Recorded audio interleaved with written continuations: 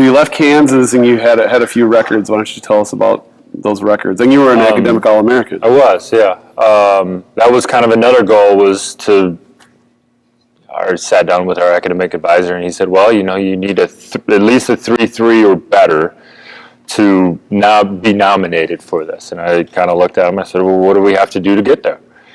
And it kind of went through the whole progression of everything. And I was like, "I'm going to try my best. We're gonna give a shot at this." And I ended up becoming an academic All-American. And well, congratulations on thank that. you. My team, my roommate Tyrell, was the same thing the following year too, which was really cool. And we always joked that he was the smart enough one to do it, and I was smart enough to make people believe that I was smart enough to do it. So I wanted to ask you this question because we're very team-oriented based here. Mm-hmm. We don't tell people they can't shoot or whatever. But you hear coaches say, "Hey, this is this guy's team." Or when you get into the NBA, Mm-hmm. there's a pecking order and stuff like that. But did you notice that at all? I mean, when you hear that, like say, you're at Kansas and they said it was this guy's team, not Cole's team, or something like that. I mean, does that bother people? Is that a motivator? How do you guys see that? No, I think it kind of just happens naturally where you have like my sophomore year, it was Sharon and I. We were the veterans of the group, and everybody just kind of looked at us, even though there were 2 other freshmen and 3 other sophomores that were juniors, and now we were sophomores on that team. But we were kind of the main guys that played the minutes, and we were looked upon. I've never really been in a locker room where guys are like, nope, that's not our leader, because it just kind of happens naturally. I've been on teams where you have a guy that's a multi-year all-star that he may not be that leader. You may have another guy that I look at Golden State and they kind of say that Iguodala is kind of like their guy, him and Draymond a little bit, where they're those guys. They're the kind of the team leaders. Even though you have Kevin Durant, Steph Curry, Klay Thompson, you have those guys. Those are kind of your heart of your team. I wanted to ask you this question too. I don't know how much time we'll have for the NBA stuff, but the game's evolved so much, and you rarely see any post kind of offenses anymore and stuff like that. Everything's done on the 3 line. What's your take on that, and how did that impact you as a player? I think at the end of the day, where the game is going, the NBA goes through waves. You have San Antonio; they won it with 2 big guys. You had David Robinson and Tim Duncan, and then you have Shaq and Kobe. You always have these waves, and now you've had Golden State that's won a few of them now that they've played small ball. And, I don't know what the next kind of theme is going to be, but you see a lot of the spreading the floor, pick and roll and corner kicks and a lot of 3-pointers. And, for me personally, I see the game as if you can defend the pick and roll, and if you're really good making passes or finishing at the rim with the pick and roll on offense, you're going to have a job. Because it's not easy. You have 100 possessions in a game on a side, and 60 of them are going to be some sort of pick and roll, dribble, handoff. Mm-hmm. It's hard to defend. Mm-hmm. That's why everybody runs it. Mm-hmm. Yeah, you rarely see the Wolves. I think you guys did it.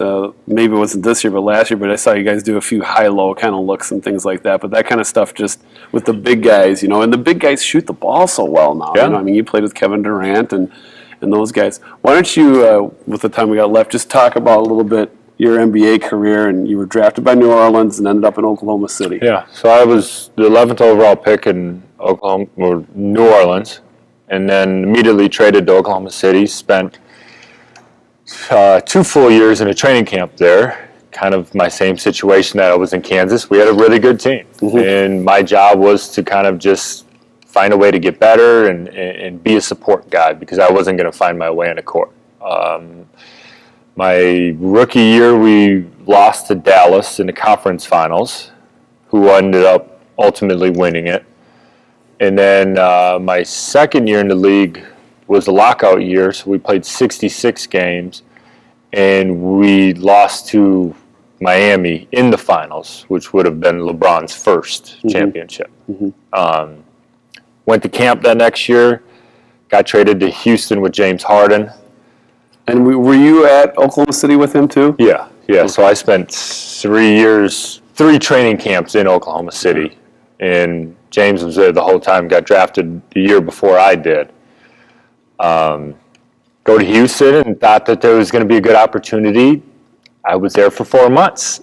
Got traded to Sacramento.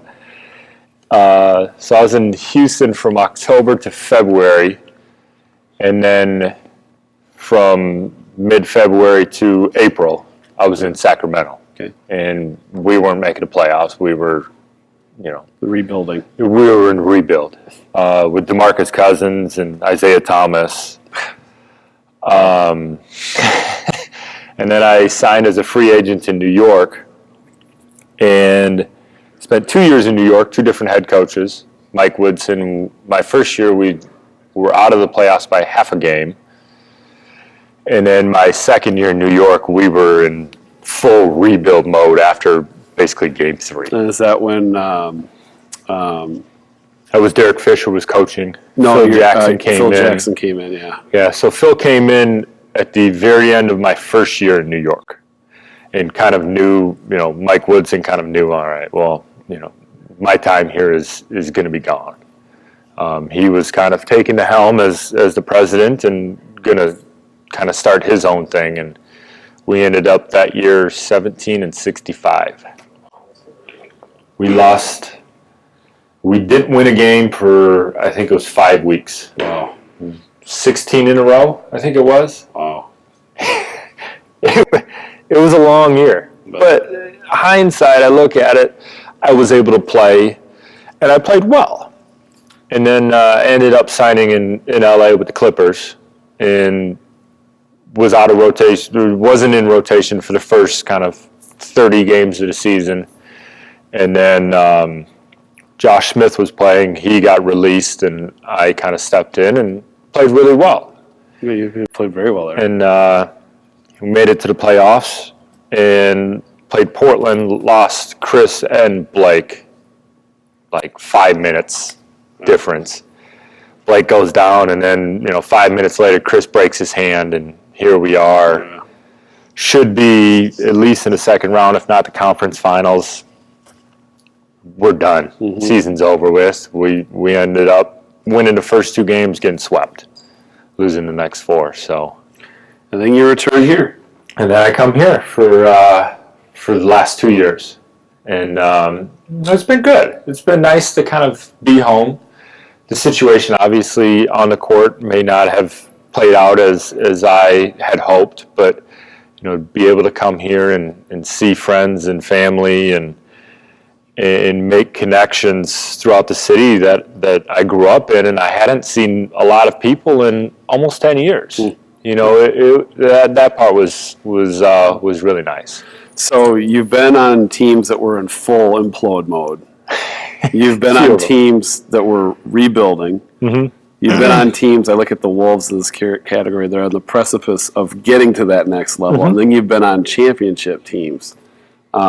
Is it just common sense by saying, when you're in those implode modes, it's just a miserable situation, or were those okay? It can be miserable at times because you're not winning games. You're going a long time. Like I said, we went 5 weeks without losing a game. We literally lost 6 games. We won a game, lost 16, won a game, and then lost 9.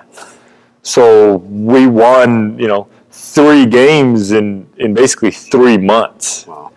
And you're going to practice every day, and you're trying to find a way to be excited about coming here and playing games. Those teams that you were on that were really struggling, were the guys pretty good about it? Were the work ethic still okay, or did you notice a drop-off in attitude or anything like that? I've kind of seen it all. Yeah. I've seen guys that aren't playing, and they're just they kind of pout a little bit. Well, I'm not playing, and I should be. there's a lot of reasons why you play and why you don't play in the NBA.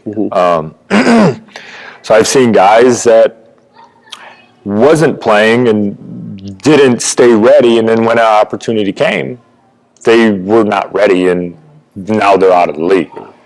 And then I've seen guys that are, I look at kind of James Johnson, who's in Miami. I was in Sacramento with him, and his wife had a kid, and he kind of was kind of at that end of point. He was like, yeah, you know what, I'm done. We don't have many games left. I'm calling it quits and just didn't come in and work out. He kind of fought his way back, played really well in Toronto, signed in Miami. He had a great deal in Miami. And he's played some really good basketball these last few years. So you can kind of see guys kind of revive themselves in a sense, but you also see the number of guys that just kind of fall off to the side. Well, Cole, I want to thank you for coming in and Ellis also, and wish you the best and keep us up to date on where you're going and what's going on, and you're always welcome back. Thank you.